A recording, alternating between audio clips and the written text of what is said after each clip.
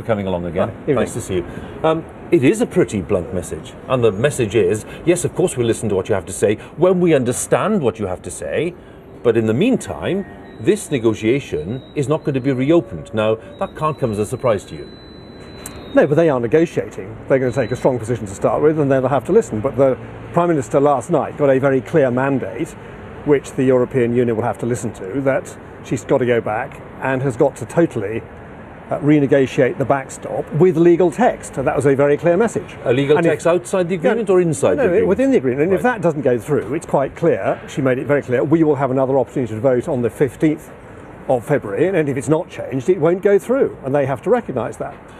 What does the Prime Minister take to Brussels as an idea? Just give us a sense, because, you know, lots of people watching will think, well, yeah, OK, where is the clarity on this alternative? Where is it? Well, I think you go right back. The British people were given the right to choose. Members of Parliament said, we will give you back the power of decision. And 17.4 million people voted to leave.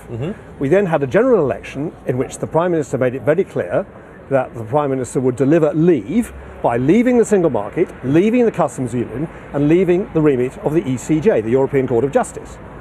And the negotiated withdrawal agreement at the moment does not deliver that, and that's why it was overwhelmingly defeated. And I think what's very interesting last night, which your discussion just now touched on, there were 25 Labour rebels. If you look at the top 100 marginal seats, which the Labour Party has got to win if it ever wants to be in government, 78% of them, or 78 of them, are to leave. 73 of them are very strongly to leave. And you're beginning to see that. You're going to see Labour MPs wake up. They are very much involved in this process. And there is a convergence. So the Prime Minister has a strong hand to go back with. OK, back to the question. Clarity on what she takes to Brussels as an alternative to the backstop. Now, you know the Irish context very well, given your former ministerial responsibilities.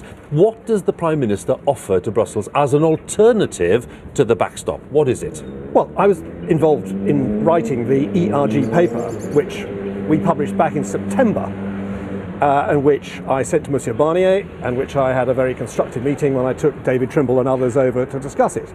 And we make it very clear that there is a border now. There is a VAT border, there's an excise duty border, very relevant to Diageo and Guinness shipments. There is a currency border, there's a security border. And it's all done without any infrastructure on the border. So quite rightly, the British government, the Irish government, the European Union, also there will be no physical infrastructure. You don't need it to maintain a border at the moment. You won't need it in the future using existing techniques and existing processes and existing European customs law. We're quite clear about that, and we would like to see those suggestions adopted. Now, no one has picked holes in them. We've had meetings in Downing Street. We've had up by your own government. We've had senior. They didn't adopt them. They did. They sent senior customs officials along to us to get advice from our guys who have long experience. I've literally just come from a meeting in my office with another senior figure in the freight forwarding industry, who, totally out of the blue, wrote to me, wanted to come and see me, and endorsed our paper. Now, that is the basis on which we should go ahead. Let's talk about unicorns. Let's talk about wild technology. There is absolutely nothing new in our paper back in September. These are all existing techniques. It's thoroughly boring, and it works. Well, you will forgive viewers for watching this thinking, why on earth hasn't this brilliant plan been adopted? Why on earth has this not been adopted by the government in full, if it's this simple, and by Brussels? Why on earth are we into this backstop saga that we're in at the moment, if you have the plan ready, up and running? That is a very good question, which has frustrated what's the me. answer to it?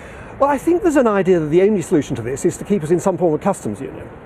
And don't forget, there is a strong belief amongst those who voted to remain that the next best bet is to keep us in the customs union. We know that there are strong voices in Dublin who hate Brexit and think the best thing they can do is to use this as a mechanism to keep us in the customs union.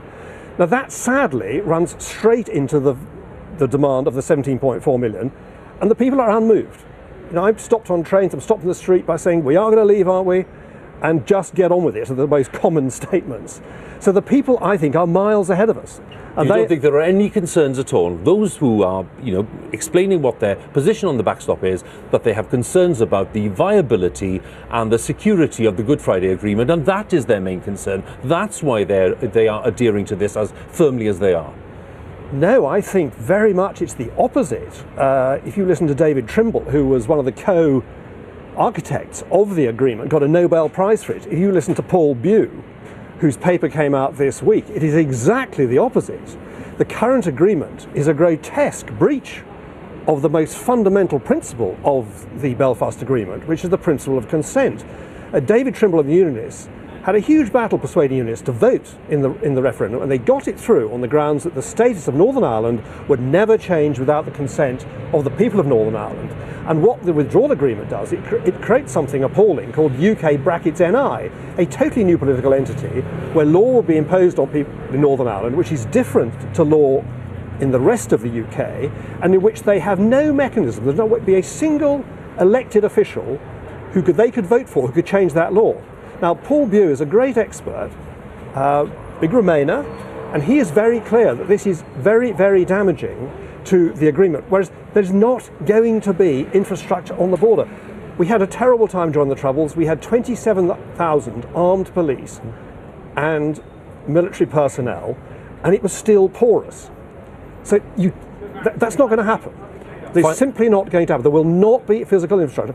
All can be done by pre-clearance using existing techniques which are used around Europe at the moment. A final point, which is that if the Prime Minister comes back in mid-February and she's not been able to negotiate in the way that she'd like, where are we then?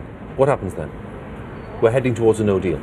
Well, I think if it comes back in a similar state as it is at the moment, the withdrawal agreement will be voted down.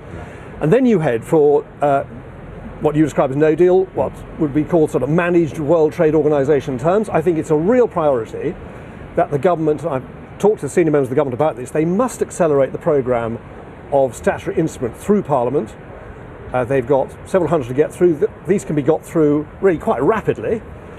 And the only way of ensuring that there is no deal, bizarrely, is to ensure that no deal is still there, because that will bring the European Union to the talks. Which is precisely what your colleagues voted against last night. Yeah, that was advisory. But it's a vote in the Commons, yes. Yeah, yes, but we voted down the Grieve and the Cooper amendments, which would have put the whole question off for years. The only way to bring the European Union to a real talks is to keep the pressure and the threat of, quote, no deal or World Trade Organization terms. That is really important. Mr. Paterson, good of you to join us. Thank you very much.